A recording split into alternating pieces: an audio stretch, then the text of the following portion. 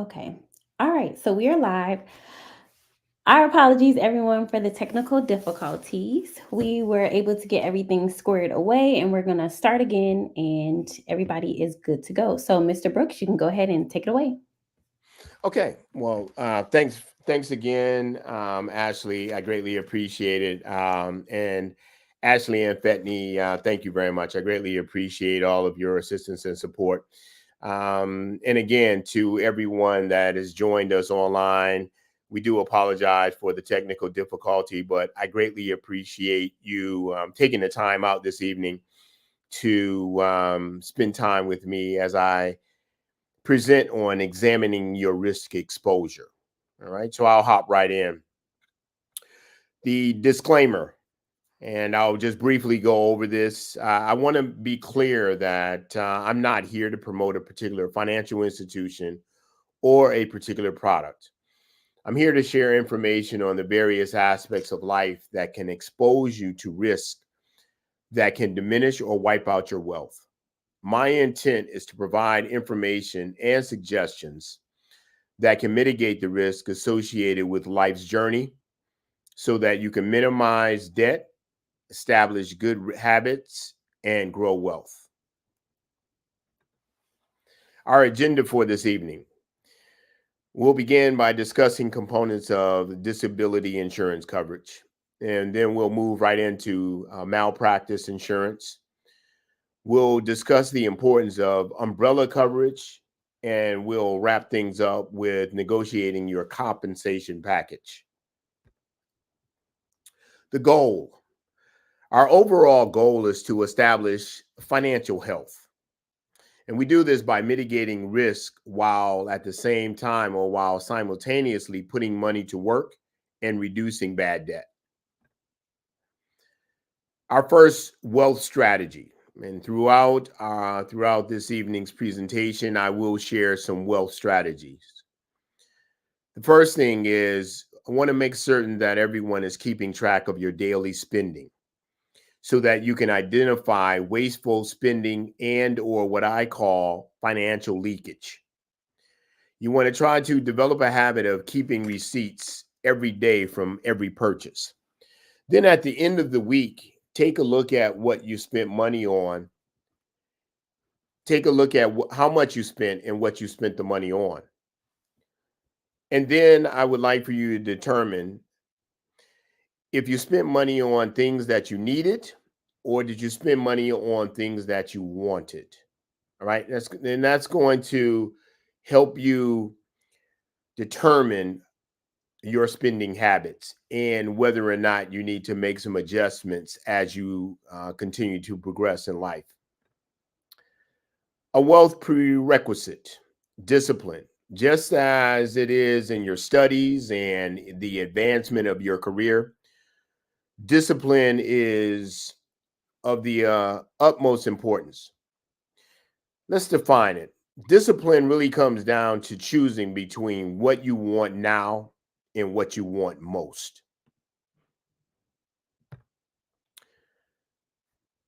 I like to mitigating risk is what I will consider preventive medicine. All right. And preventive medicine is something that will save all of us large sums of money in the future. All right. Let's begin with disability insurance. Your greatest asset is your earning ability, and your greatest resource is your time.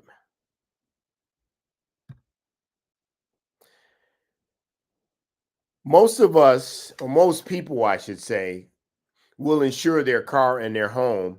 And in some cases, they do so because they have to. However, many people overlook the largest asset that they have, which is their ability to earn an income. And for whatever reason, they neglect to protect that. So let's talk about disability insurance and how much does it pay. Disability insurance can cover anywhere from 45 to 60% of your salary at the time of your disability. Comprehensive policies can also add a cost of living adjustment. So while you're out on disability, your monthly benefit will keep pace with inflation. When will the benefits start? Once you become disabled, your benefit will start depending on the terms in which you select. You can choose anywhere from 30 to 60, 90, or 120 days. And when I say when will it start, this is the number of days that which is considered an elimination period. So it's the number of days from which you file your disability claim to the time in which you began to get your monthly benefit. Keep in mind, the shorter the shorter the amount of time of your payments or your monthly benefit, the higher the premium. So, if you were to select a 30-day elimination period, your monthly premium would be much higher than if you were to select a 90-day elimination period. Again, the elimination period is the time between your disability and your initial compensation. To determine the appropriate elimination period, make a decision based on your budget and your savings. How long can you afford to wait before you receive your initial compensation? How long will coverage last? Policies may cover a specific number of years. Coverage can be for a shorter period of time, such as 5 years, 10 years, or it can go out to age 65. However, there are some carriers that will provide coverage until the age of 70, but it's a lot more expensive because it's considered a specialty risk. But it is important to know that coverage is available. Now let's just take a look at how group disability insurance works versus having an independent or individual disability insurance plan.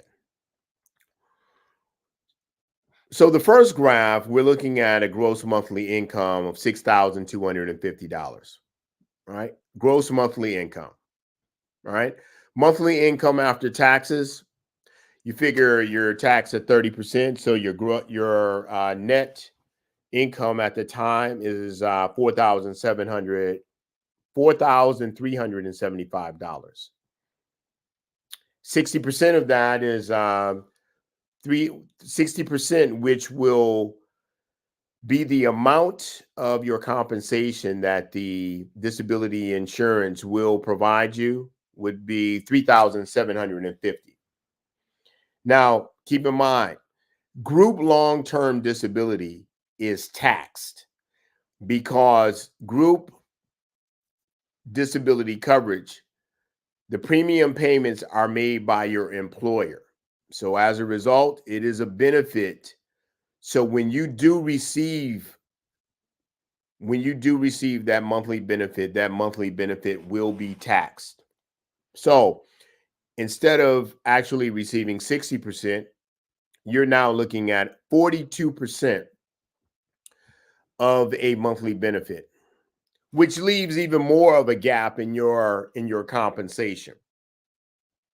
So if you were to combine a group disability insurance along with an individual disability insurance policy, you can see where you can recoup $1,600. So as you move on, whether it's a residency program, fellowship program, or you're a practicing physician, you want to keep in mind the benefit of having a individual disability insurance policy in addition to your group policy, because you can see how an individual policy can be of great benefit to you.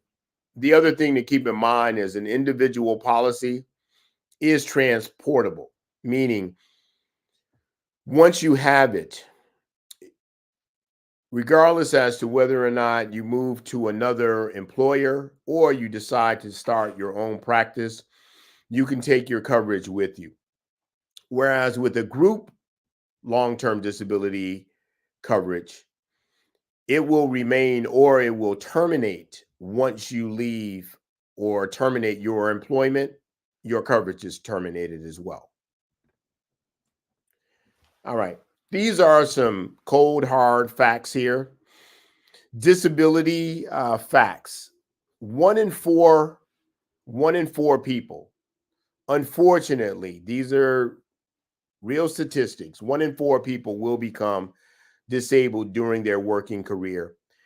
And it will be from a variety of things. It can be from muscular skeletal, it can be from cancer, it can be from a physical injury, all right, or a mental illness. How is disability defined? Disability insurance coverage has a number of definitions. You could be considered totally disabled, which is your inability to perform the duties of your own occupation. All right. And I say own oc because in the event that, say, you're a surgeon and you severely injure your hand or your hands, doesn't mean you can no longer practice medicine. However, it does mean that you can no longer perform surgery. You can be considered totally disabled, receive your benefits from your disability policy, and continue working in the medicine field, in the medical field. However,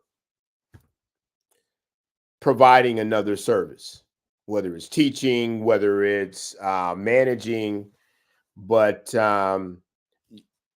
because you will no longer be able to perform the duties of your own occupation, you are considered, or you would be considered, totally disabled. Now, totally temporary disability. It's a current disability that is considered total. However, you are expected to recover sometime in the near future. Now, the near future, the near future could be 1 year, 2 years to 3 years. All right. However, during that period of time, you are considered totally disabled. And then your third classification here is total permanent disability. This is a disability that is total and permanent. You will receive benefits for the entire period or benefit period. All right. Total permanent, um, unfortunately, would mean that there is no recovery um, from your injuries or your illnesses. And then lastly, you have your partial disability, which would mean that the disability would prevent you from performing one or more of your activities required for your job. So it could be a illness or an injury where you can come into work. However, you may not be able to perform at 100%. And your disability at that time would be coordinated with the percentage that you are able to perform your duties. All right. So there are a lot of different ways in which disability insurance could be of great benefit to you. Residual disability is a form of partial disability, all right, which would require you to suffer at least a 20% loss in income from your disability in order to be able to get compensated from your disability insurance policy. Presumptive disability is In the event that you were to lose sight, lose speech, lose two or more limbs, or lose your hearing. Under these definitions, you are presumed to be totally, permanently disabled. In summarizing disability coverage, things that you should consider: how much coverage do you need? How much can you afford? How long can you wait before your monthly benefit kicks in? And how long do you believe you will need this benefit for? 5 years, 10 years, out to age 65. Our next wealth strategy. And Ashley and Fetney, I'm not certain if you see anyone in the group chat, if you have any questions or comments, but please let me know, and I'll be more than happy to address any questions along the way. Wealth strategy. From the receipt exercise that I previously mentioned, one of the things that I would like for you to do is redirect the cash that you recoup from your financial leakage, redirect it into your savings account, and develop this as a habit on a with great consistency. And I'm certain you will see the difference in your spending habits as well as the accumulation of savings. Medical malpractice insurance. Medical malpractice is a specialized type of professional liability insurance. It provides coverage to physicians and medical professionals for liability arising from disputed services that can result in a patient's injury or death. Types of policies.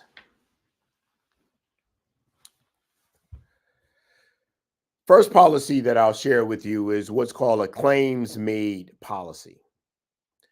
A claims-made policy provides coverage only for incidents that occurred and were reported while you were insured. It's very important to note, not only did the incident happen, but it was reported while you were insured. Something very important to note: if your coverage is terminated and you are not covered for any suits filed later, you run the risk of, unfortunately, a tremendous hardship. All right. So, in order to protect yourself, you will need what's called tail coverage or nose coverage. What's tail coverage? Excuse me. Tail coverage protects you from claims that may arise after your employment has been terminated. And one of the things to keep in mind is that if you were to get tail coverage before your employment was terminated, you have to make certain that it is retroactive so that there is no gap in coverage from the time you terminate your employment until you secure your next opportunity. Nose coverage. Nose coverage, on the other hand, provides coverage with a new carrier. So it's not the previous carrier that continues coverage in the form of tail coverage, but nose coverage provides coverage with a new carrier for any claim that may arise from your previous employment once you've terminated the employment and the coverage. So let's say, for instance, you're currently employed. You leave at the end of this week, and you start your next job a week later. If you don't have tail coverage, which will cover you from your previous employment, you want to make certain that you get nose coverage with your new employer so that in the event that a claim arises, it will be covered. Occurrence policies is another form of policy. Occurrence policies provide lifetime coverage for incidents that occurred while your policy was in effect, regardless of when the claim is filed. And that is very important. With this being said, I want everyone to understand that the most common policies are claims made policies, primarily because occurrence policies provide that lifetime coverage. They're going to be a lot more expensive. However, it reduces or minimizes the risk associated with any claims that may arise, whether it's while you're still with the employer or you've moved on to a new employer. Claims paid coverage. This is one of the least common options. This is when a claim is not recognized until the indemnity pays out or the claim closes. The downside of this is you must maintain coverage with the claims paid insurance carrier. So that could go on for a year. It could go on for a number of years. The one thing I want you to realize with regards to rates or premiums with regards to claims made policies and occurrence policies. Occurrence policies have level premiums, meaning your premium, once you sign on, your premium will not increase year after year the way a claims made policy will. Claims made policies have what are called step up rates. Those step up rates typically go for a 5-year period. Now, one of the things that is attractive for a claims made policy, especially early on, is that it has a lower premium at the introduction.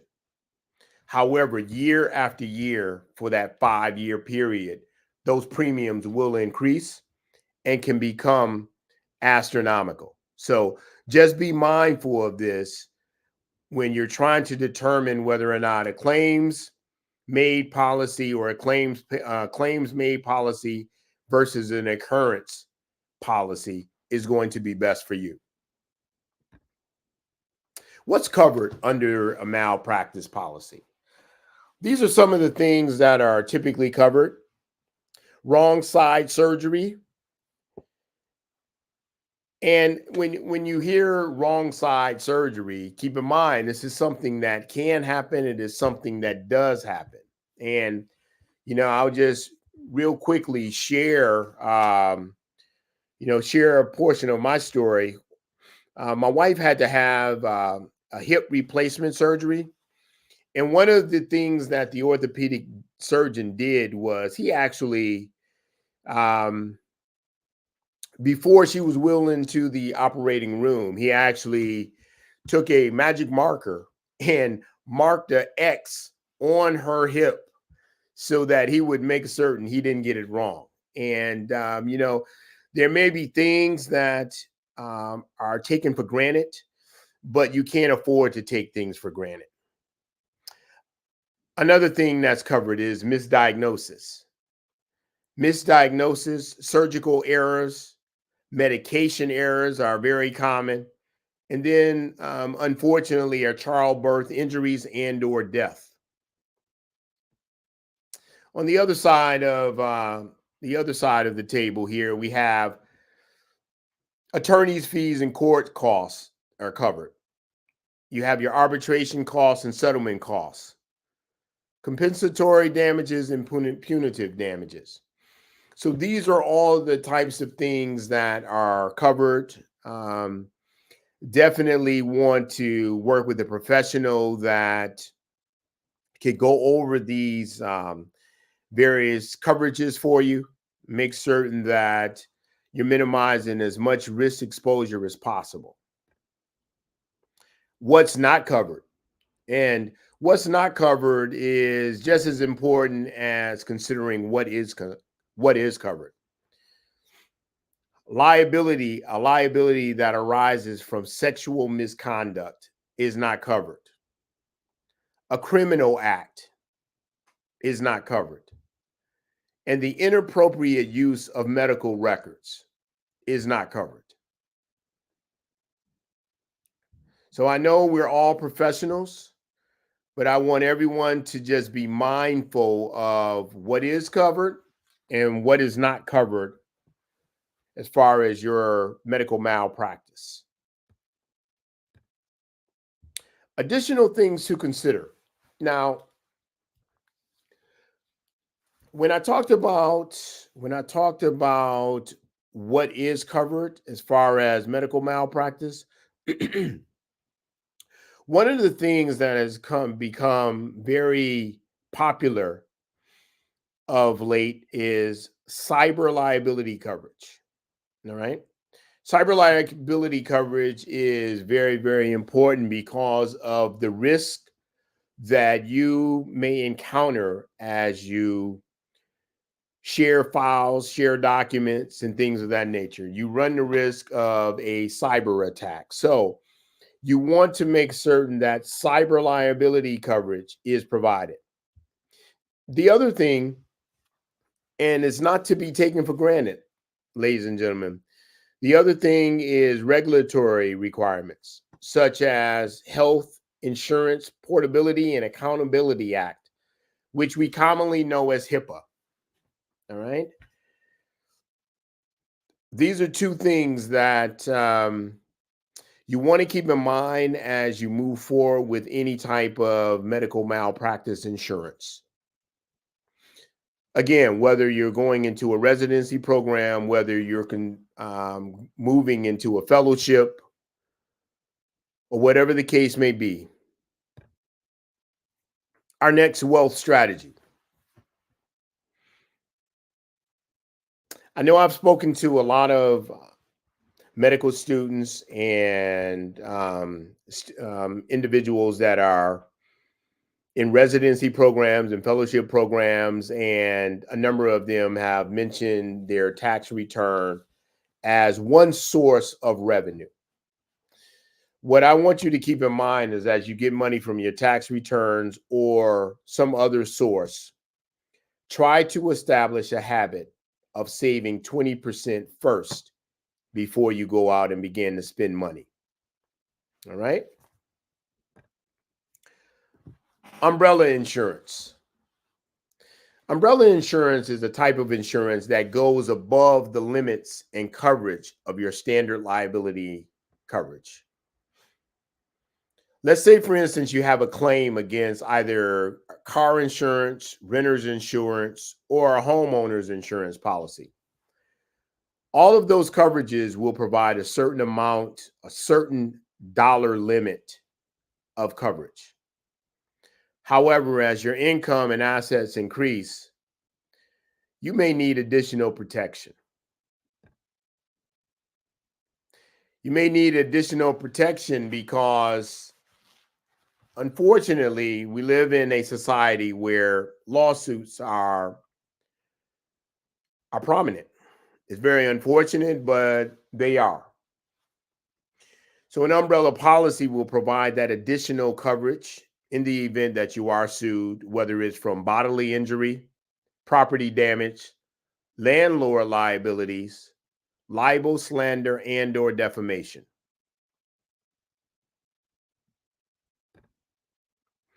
And the amounts of coverage can range. Typical policy for an umbrella coverage can be $1 million. And one thing I want to share with you is these policies, you may hear 1 million. Oh my gosh, I'm certain that's expensive. Not really, especially in the grand scheme of things, when you think about the amount of coverage that it will provide.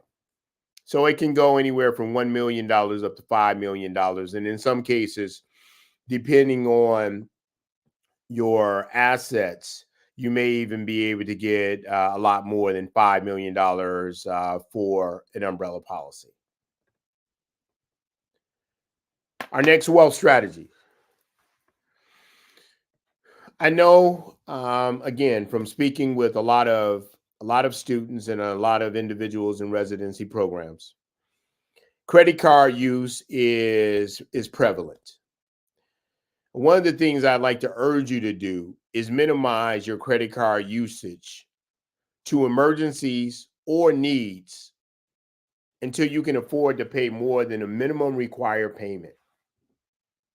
Now, I understand as a student and someone that may be making income in a residency program, there are going to be a number of times where cash flow is tight, and you may just have to use a credit card just to make it until your next payday. But I just want you to keep in mind the fact that you should try to minimize your credit card usage to emergencies and or urgent needs, I'll say. All right. One last thing I'd like to share with regards to this wealth strategy is I'd like for you to keep in mind that credit cards are loans.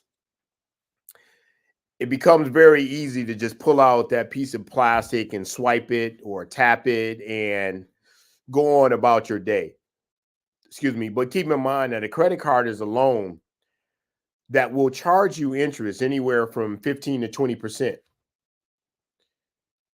With that in mind, I want you to understand that it's very difficult to invest money in anything that will earn that amount of return. So just think about it before you swipe your card for something that it's not really an emergency. It's not even a need. It's just something you want because you feel the urge at that moment. So just keep that in mind. Negotiations. Now, I know a number of you are preparing for residency programs, and that's awesome. I'm excited for you, and you all should be excited as well. But I want you to, as you move into this next phase of your career, don't get so excited that you take things for granted, such as your compensation and some of the other things that I'll share with you. I want you to make certain that you understand your compensation. Compensation can come in two forms, whether it's fixed compensation or whether it's variable compensation. Fixed compensation is when your salary doesn't depend on your performance. However, variable compensation, your salary will be based on performance. The good thing is that in most residency programs, the compensation is fixed. Variable compensation you typically won't see until you become a seasoned practicing physician and or a surgeon that's working in private practice or perhaps some hospitals. They will switch from a fixed compensation to some form of variable compensation. The other thing to keep in mind is once you receive your once you receive notification that you've been matched, one of the first things that you should do is familiarize yourself with the median salary range for your specialty and the location of the hospital or medical facility where you will be practicing. And before agreeing on a contract, understand as to whether or not the offer that's on the table is within that median range.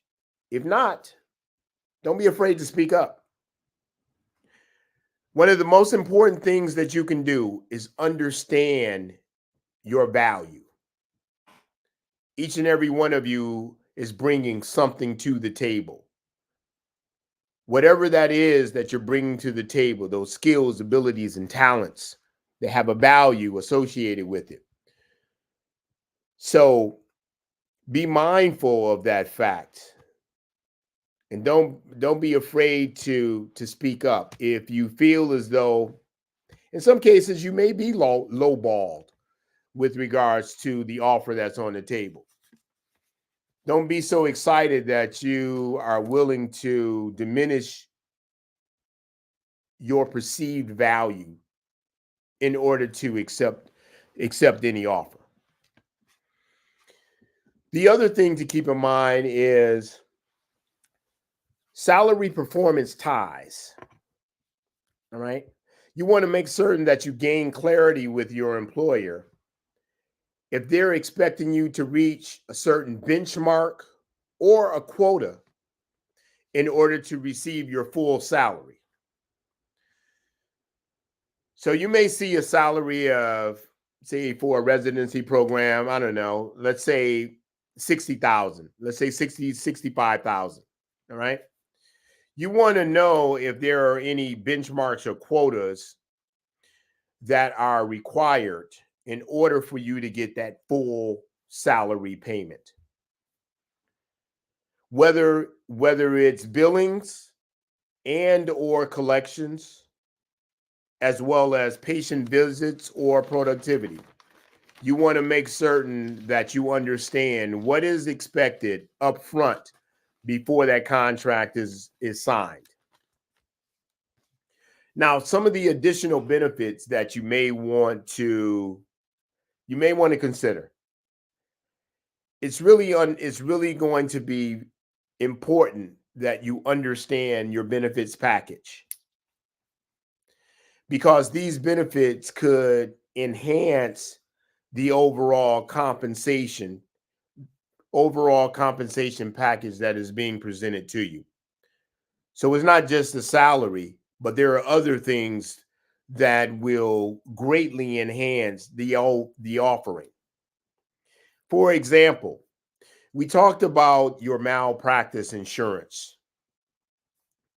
One, you want to make certain the malpractice insurance is covered, and if so, what type of malpractice insurance is it? Is it claims?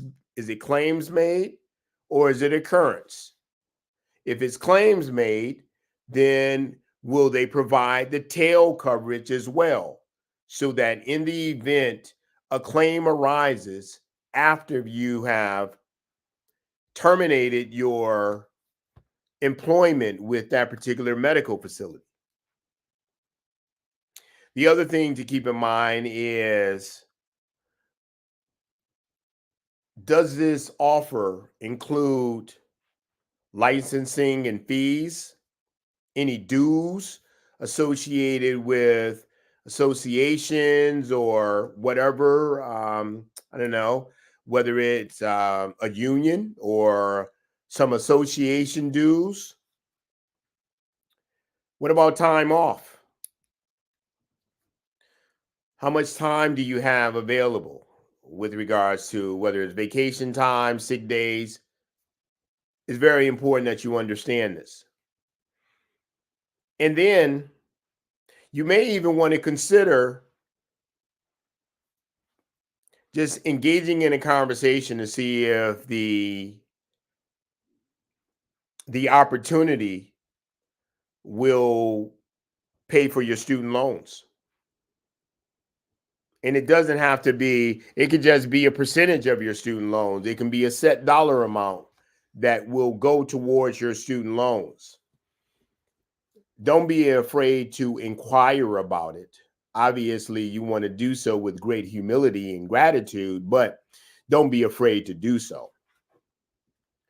And then lastly, you want to make certain that you get everything in writing.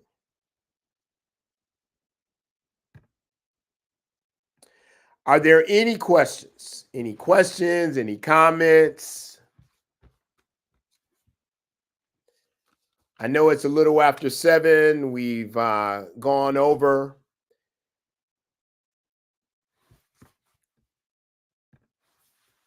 On the screen is my contact information. Please feel free to email me, call me.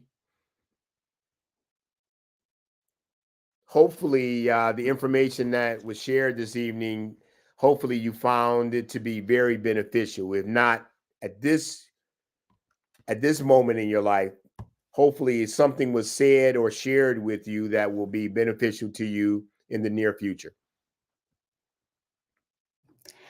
Thank you, Mr. Brooks. That was a great presentation. I actually did have some questions, if that's okay. I was writing Sure, down by as I all was means, listening. by all means. Okay. So my first question in regards to disability insurance, I know that you spoke about, you broke down the terminology, the different coverage, but is there anything you would caution or um, individuals to maybe look out for, something that they may not need, may overlook when trying to choose disability insurance? Because this is actually the first time I've heard about disability insurance. I'm very interested in trying to see how maybe I can look into that as I start my practice. Oh, sure, by all means. Excuse me. Well, first of all, I'm sorry to hear that this is your first time hearing about it. It's very unfortunate that a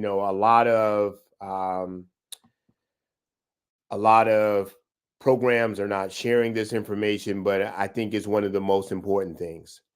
As far as things to consider, each carrier is going to offer um, different terms and conditions, if you will. And I'll give you an example. There is one carrier that offers a policy where um, it provides disability in the event that the insured has to take time off to care for a loved one, and it has to be someone such as a spouse, a child, a parent. But in the event that they have to take or they have to diminish the amount of time that they can give to their occupation as a result of this, then they can file a disability claim. So it's going to be very, very important to work with someone that has the experience dealing with um, various carriers, not just one carrier, but various carriers, as well as the various types of terms and conditions that are offered that will um, that will meet your needs, because the needs of the physicians or medical practitioners are going to vary from person to person.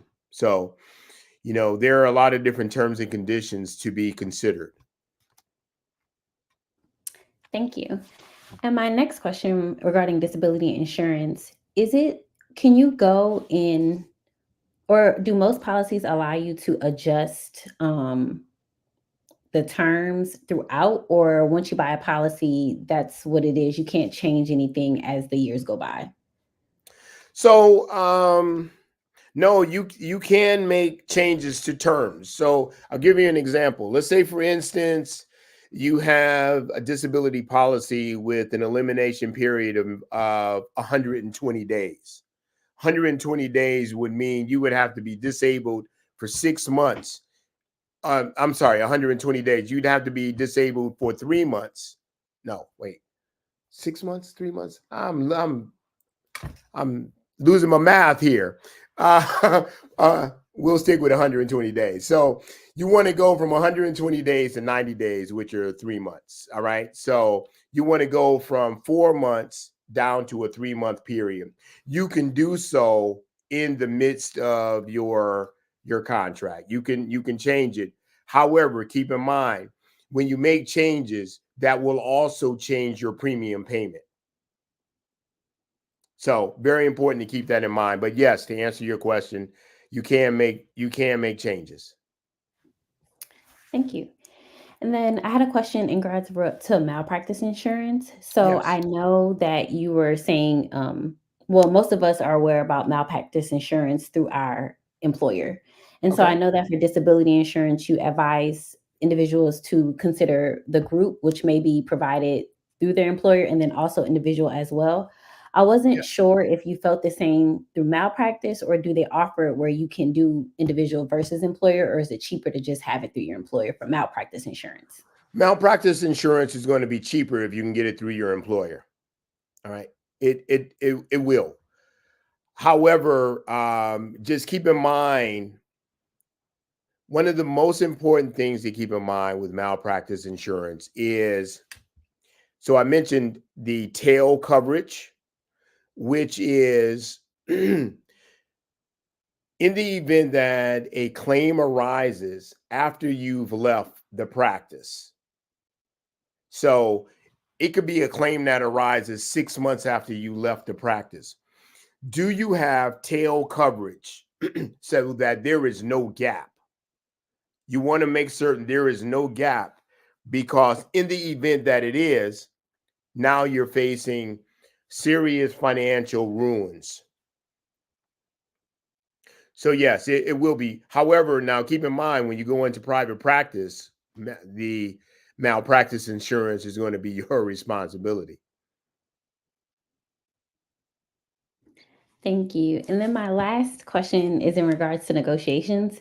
So I know you mentioned when we're going into for contract negotiations to be mindful of asking questions about whether it's based on our performance or not, how many days we may get off for leave, things like that. But I wanted to know your take on, is it appropriate when going to these contract negotiations to say, I did my research on the base salary for this area or this hospital, and I think that I should be getting this even though this was offered? I wouldn't say to state it in that manner. What I would say is that I would urge you to do your homework so that when an offer is put on the table, you know as to whether or not it falls in that median range. And if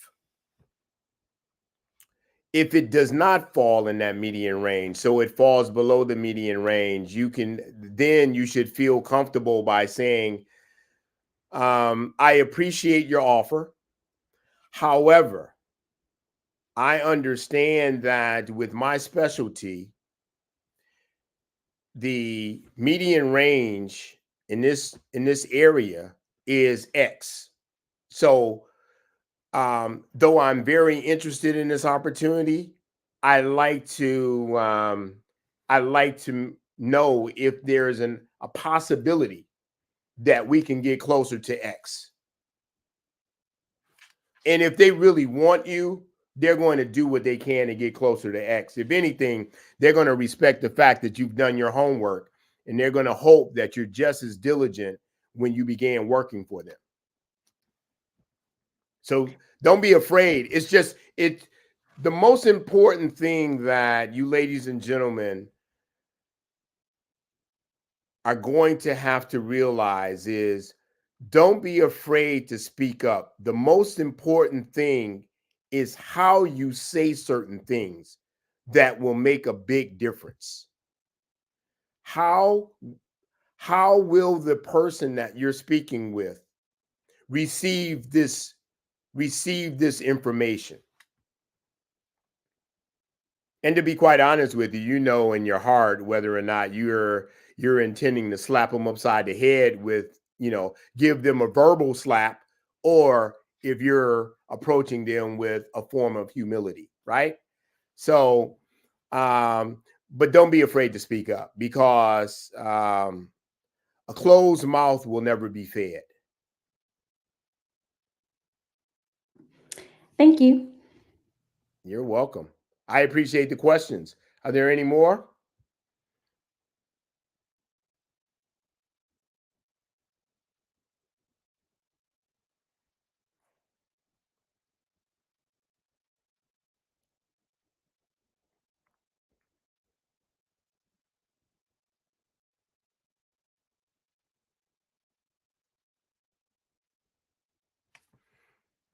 And hopefully my response has answered all of the questions. I do appreciate the questions, and I appreciate the opportunity to spend time with you, ladies and gentlemen. This is great.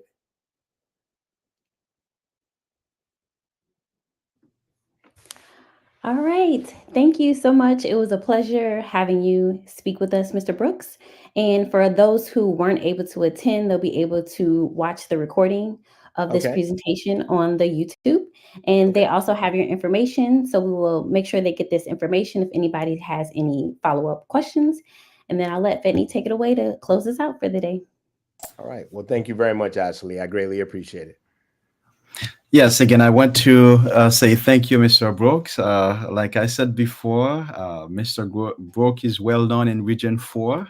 He Mhm. did a webinar for us virtually, and as well as he attended our RMEC.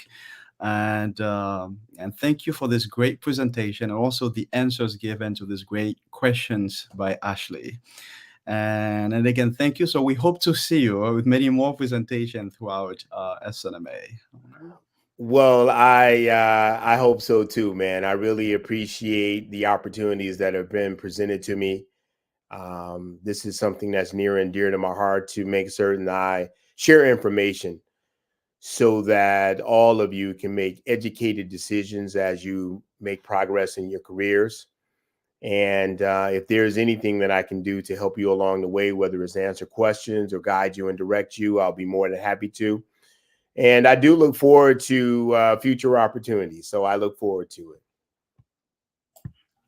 Thank you. Probably one more thing I want to share with everyone is as I spoke with Mr. Brooks, it is in his intention and desire to help, fellow students and resident, practicing physicians, within minorities as well. So Sure. feel free to reach out, region directors, treasurers, feel free to reach out to him if you need a presentation for your region as well. So, Yes. Thank you very much, Fetney. I greatly appreciate that. thank you. Well, I'd like to wish everyone, the very best. Those of you that are waiting on your match for residency programs, I wish you all the very best. Hopefully and prayerfully, you get the opportunities that you're hoping for, and I'm certain that you'll be well prepared to make the most of them. And I look forward to being of value and a great resource to you as you continue on your journey. All right, Thanks thank you. again, Everyone have a great SNMA. I night. greatly appreciate it. Thank you.